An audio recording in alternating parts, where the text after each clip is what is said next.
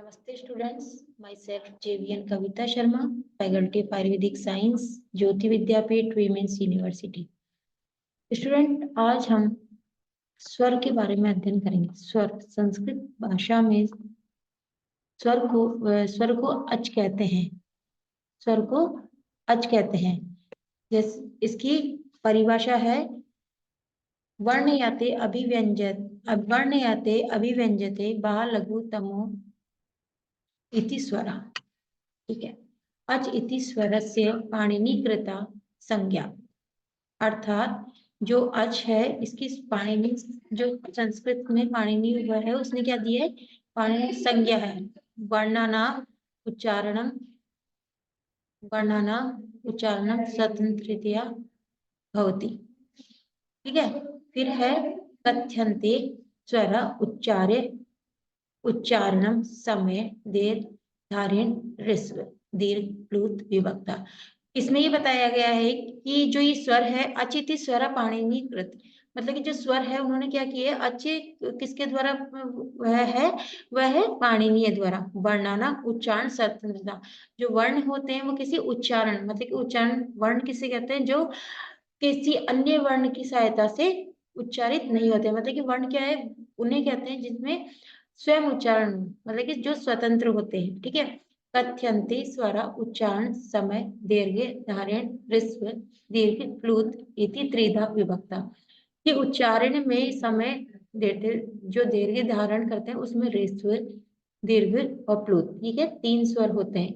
जो है एकमात्र स्वर, ह्रस्व स्वर, द्विमात्रिक स्वर, दीर्घ स्वर, त्रिमात्रिक स्वर, प्लुत स्वर च भवति। ठीक है।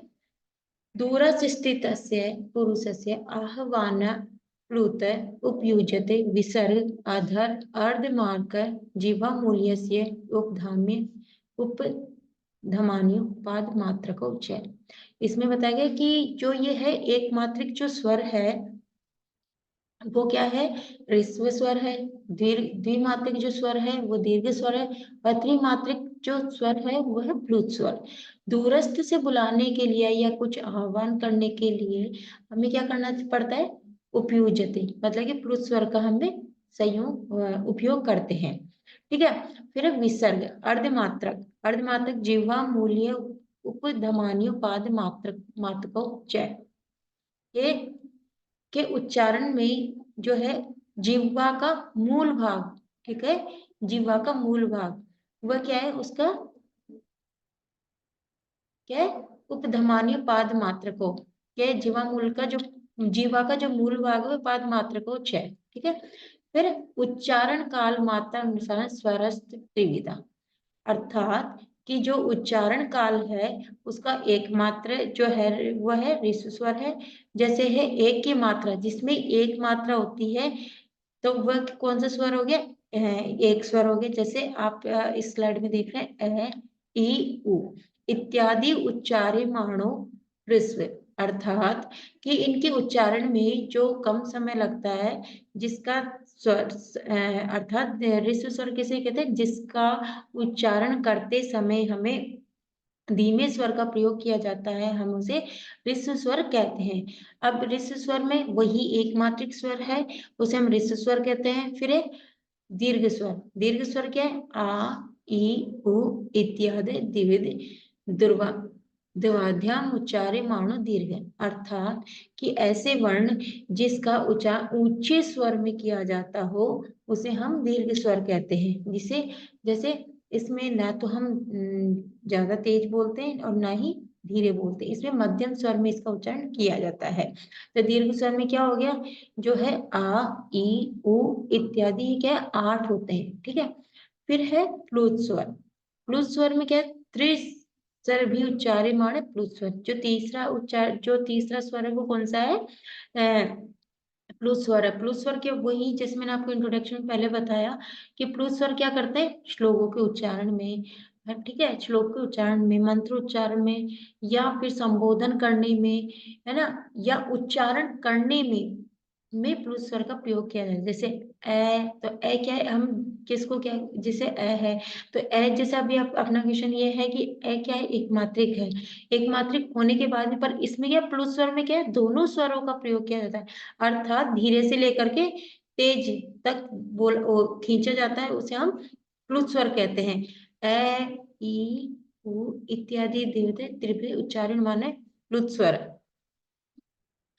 ऋस्य स्वर, ऋस्य स्वर येषां स्वराणाम् उच्चारणान् एकमात्र काले ते ऋस्य स्वर इति कथ्यन्ते। ते पञ्च सन्ति, ताने मूल स्वर इति अपि कथ्यन्ति।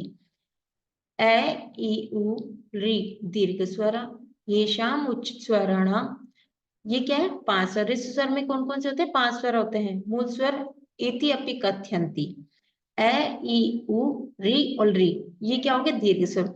येषाणां स्वराणाम् उच्चारणं मात्राद्वयेन भवति तेन दीर्घ स्वर इति कथ्यन्ते। ते अष्टौ सन्ति, आ ई उ रि रि ऐ औ और औ। ये क्या है, यह है दीर्घ स्वर। दीर्घ स्वर कितने हो गए, 8 हो गए, और जो ऋषि स्वर है वह है 5 है।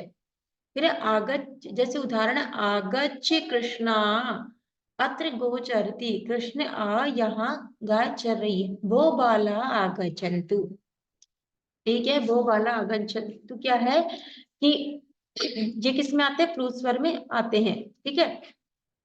अब व्यंजनांत शब्दानां संबोधने तु शब्दस्य टे प्लुत वल्पीय पदांत व्यंजनांत पूर्व वर्ण टी। इसमें यह है कि जो है व्यंजन वो वाला व्यंजनात् शब्दानां संबोधने तु शब्दस्य टे प्लुत कल्पनीय पदांत व्यंजनात् पूर्व टी। अर्थात कि जो आगच्छ कृष्णा है, जैसे कृष्णा, तो आगच्छ कृष्णा तो क्या है, एक मध्यम वो है, पर कृष्णा क्या है, कृष्णा, तो कृष्णा क्या हो गया, जैसे भी संबोधन करने में हो गया। अत्र गोचरति, गो बाला आगच्छतु। फिर है व्यंजनान् शब्दानां संबोधने तु शब्दस्य ते प्लुत कल्पनीय। ये पद के अंत में जो व्यंजन पूर्व सवर्ण में क्या हो जाए, टी। जैसे राजेश, तो राजेश क्या है, हिंदी नाम है राजेश, ठीक है। इसी तरह के व्यंजनानाम शब्दानां, फिर है आगे एषु ऋस्व दीर्घाभ्यां पदानि घटितानि प्लुत स्वरस्य कक्का दिव वाक्य मात्र दृष्टया स्वीकार।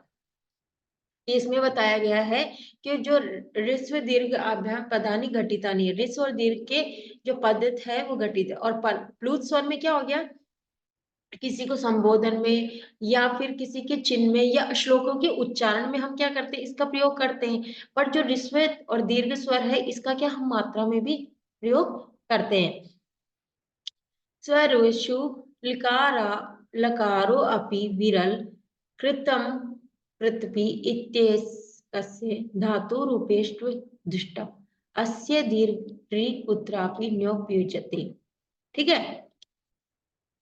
फिर एषा ए औ एषां ऋस्व संभवने देश भाषासु दृष्टो अपि संस्कृते नापेक्षते, परंतु संस्कृत भाषायां देवश पद प्रयोगे एषां ऋस्व आधुनिक काले उपयुज्यते। एकार ऋस्व मतलब कि एकार जो ऋस्व रूप है वो देवनागरी इति लिखति, देवनागरी लिपि में लिखा गया। ओकार से ऋस्व रूपम देवनागरी ओ इति लिखत, ठीक है। फिर ए औ एतौ दीर्घो एव तर सवर्ण वर्णी इति लिख्यते इति एव शब्दानां देवनागरी लिख्य। फिर उपयोगी, जैसे उपयोग में जैसे संगीत शास्त्र प्रसिद्ध जो तारा वेद है, निमित्त कर्ण स्वराणाम उदात अनुदात और स्वरित इत्यादि देविध्यम अस्ति। ये जो संगीत साहित्य श्लोक मंत्र उच्चारण जो है तारा मंत्र द्रव वेदम निमित्त कृत्य स्वराणाम, फिर उदात अनुदात और स्वरित। ये क्या है, उदात अनुदात क्या होते हैं, जो तालु के तालु के उच्च भाग से जो उच्चारित होते हैं वो उदात हो गए। अनुदात क्या हो गए, जो तालु के साथ निचले भाग से उच्चारित होते हैं वो जो हो गए नीचे। अब है स्वरित। स्वरित वर्ण कौन से हो गए, ऐसे वर्ण जो उदात से भी उच्चारित होते हो और अनुदात से भी उच्चारित होते हो। ठीक है, ये क्या है, इस तरीके से ये स्वरित वर्ण कहलाए। ठीक है, अब स्वरित वर्ण के बाद में फिर क्या हुआ, फिर अयमपि भेदेन सूत्रकार वचने वचने उच्चैरुदात निच्चैरुदात समाहार स्वरित उच्च स्वर उदात निच्च अनुदात उच्च निच्च मिश्रित स्वर। ठीक है, अब इसमें है इस तरीके से उच्चैरुदात जो उच्च स्वर में उच्चारित होते हैं। ठीक है, ह्रस्व स्वर। निच्चैरुदात जो दीर्घ स्वर जो नीचे मतलब कि मध्यम स्वर में उच्चारण। समाहार स्वरित जहाँ पे उदात और अनुदात, ठीक है, दोनों सम अर्थात जो मिश्रित स्वर होते हैं वह स्वरित में आते हैं। लिपिषु स्वराणाम अंकन बहव संति संप्रदाय। लिपि में क्या स्वर का अंकन बहव संति तत्र बहवत एको विहीयते अनुदात्तस्य चिह्नं मत स्थिर रेखा स्वरित पूर्व धरा। ठीक है, फिर है अच्छी हिंदी अक्षर मुदात अनुदात तेषु स्वंग स्वंग्यते अपितु उदात अनुदात पूर्व में वाक्षर। अर्थात पूर्व अनुदात और जो अनुदात उदात अनुदात है, ठीक है, पदे कर्तुम न शक्यते, मतलब कि इनका कोई पद वो नहीं है। ऐसे जो उदात में भी हो और अनुदात में भी हो तो उन्हें हम मिश्रित स्वर भी कहते हैं, क्योंकि समाहार स्वरित है, मतलब कि इनका जो उच्चारण स्थान क्या है, दोनों का समाहार है। समझे कि दोनों का समाहार क्या है, वर्ण, ऐसे वर्ण जो दोनों का समाहार हो। अतो अंकित माक्षर मुदात्वेन ग्राहकम अनुदातस्तु वाक्य प्रारंभे संदेह निवारणाय यावदुदात दर्शनम अंक्यन्ते।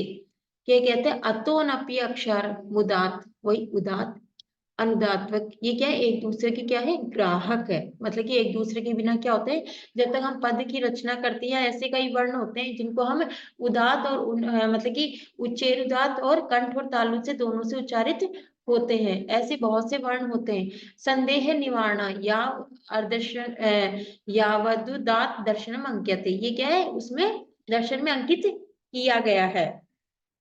फिर उसके बाद में आगे है न स्वतंत्र वर्णा ने भी किमपि पदा पदा अनुदात अधर्मकार सदृशा निर्नुस्वार विसर्ग। ठीक है, अब अर्धमकार सदृशा अनुस्वार विसर्ग विसर्ग विसर्गा प्रयोग विसर्जनीय। अर्ध आकार सदृशा ध्वनि पदांत रेफर योच्चारण विशेष विसर्गा विशेष विसर्गा रंभ्यो स्वराणाम मंतेषु कदाचित दुर्लभ्यन्ते कदाचित दुर्लभ्यन्ते क्या स्वराणाम मंतेषु इत्येव अतएव अक्षर समाम्नाय न पठिता।